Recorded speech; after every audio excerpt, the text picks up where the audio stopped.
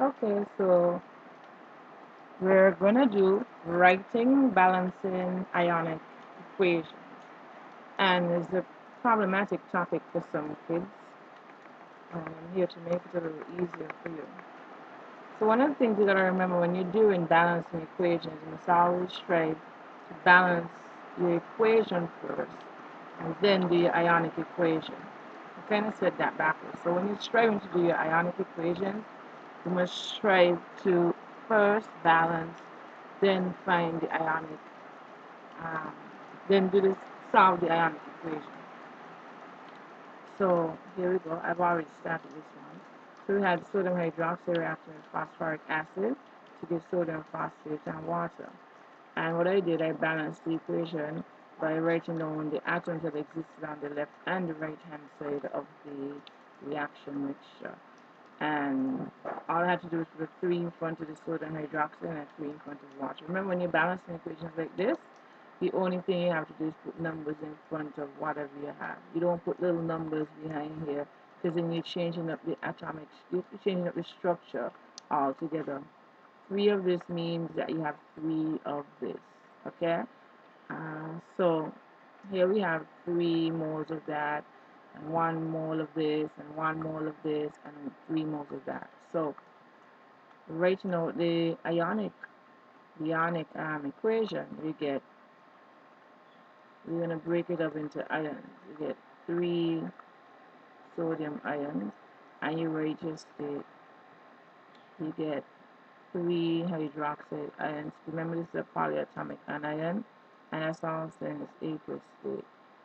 Plus 3 hydrogen ions, that's in its aqueous state. Plus 1 phosphate anion. And how I know it's straight? Because you have a little 3 here.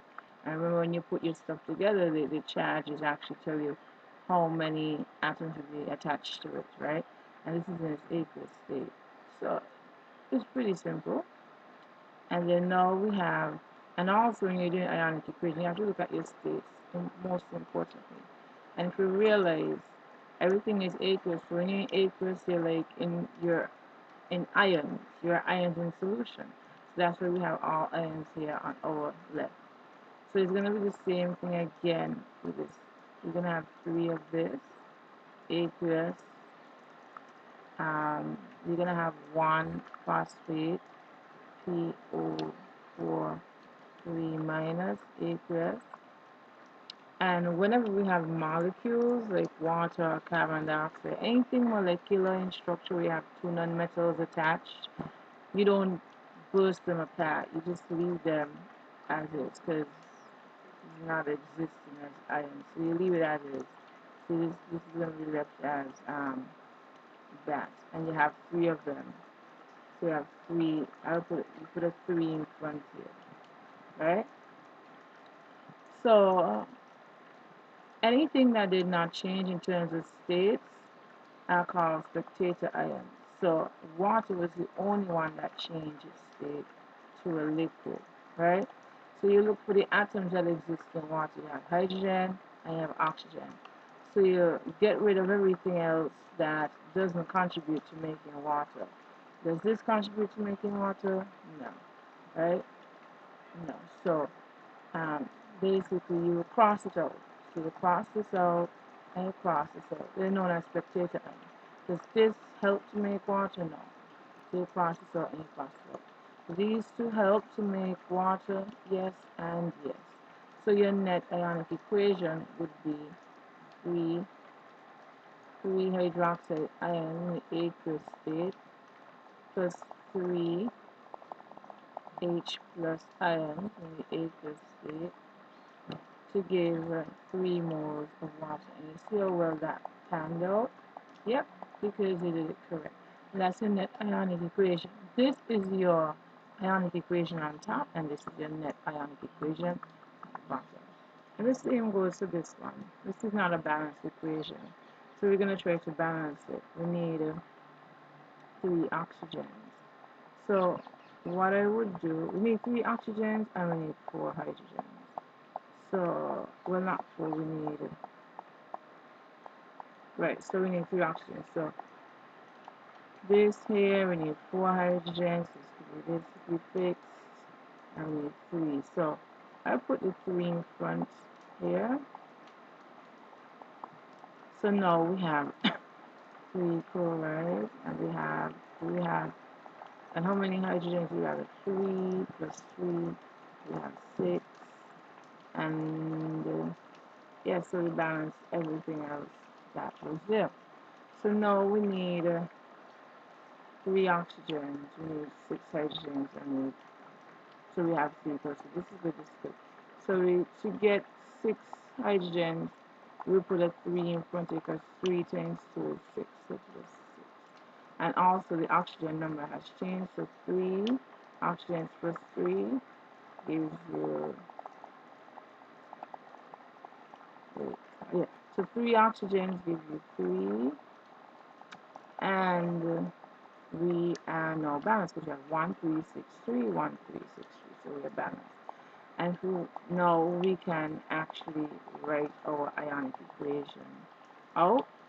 So we're gonna have we have Fe, and I know it's 3 plus because there's a little 3 behind here, and that's solid. And we have 3 hydroxide anions, that's solid. And we have 3 hydrogens, it's aqueous form.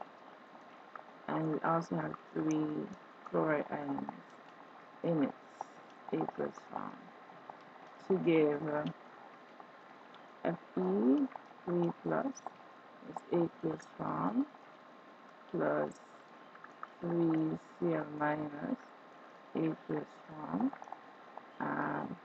plus 3 plus 3 H2O liquid. Now in this case we have a solid, we have an aqueous, we have an aqueous, and we have a liquid. So there was nothing distinctly standing out. Everything had a different phase. So this is your actual answer for this, right?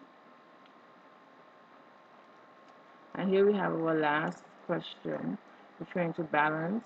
We need 3 hydrogens, you have a 1, you have a 7, we need 2 sodiums, right? So what I would do, I will put my 2 here. And in this will now be 2. However, if hydrogen count has changed, so you have 2, 3, 4, you have 4 hydrogens, and your, your carbon count has changed, so you have 2 carbons instead of 1. And so as your oxygen count, you have 6, you have 10, you have 10 oxygens, you have 2 times 3 is 6, plus 4 is 10, so you have 10 oxygens. So now you have that amount of hydrogens. You want to fix this over here. Can you get 4 hydrogens? Right, you could put a 2 right here. And you get 4 hydrogens. And now your oxygen number has increased. So you have 2, 3, 4. 4 plus 4 is 8. That's not enough, right? And now you want to increase your carbon dioxide number. So you put a 2 in front here. So this has changed now. So, and your oxygen number has definitely changed. You have 4, 5, 6, and plus 4, that's 10. So you have 10. Are we there yet? Yes, we are. So we have 4, 1, 10, 2, 2, 4, 1, 10, 2, 2. So we're balanced now. So basically, if you notice, aqueous, aqueous, aqueous, a gas, and a liquid, right? So the only thing that changes is the gas and the liquid. So what we do here, we balance our equation where we have 2H plus aqueous plus SO4 2 minus aqueous plus 2Na plus aqueous plus this is a polyatomic anion, and it's 2 of them, and it's a minus. Right, so you need to learn your polyatomic anions. And then we have all these aqueous. We have 2 Na plus we have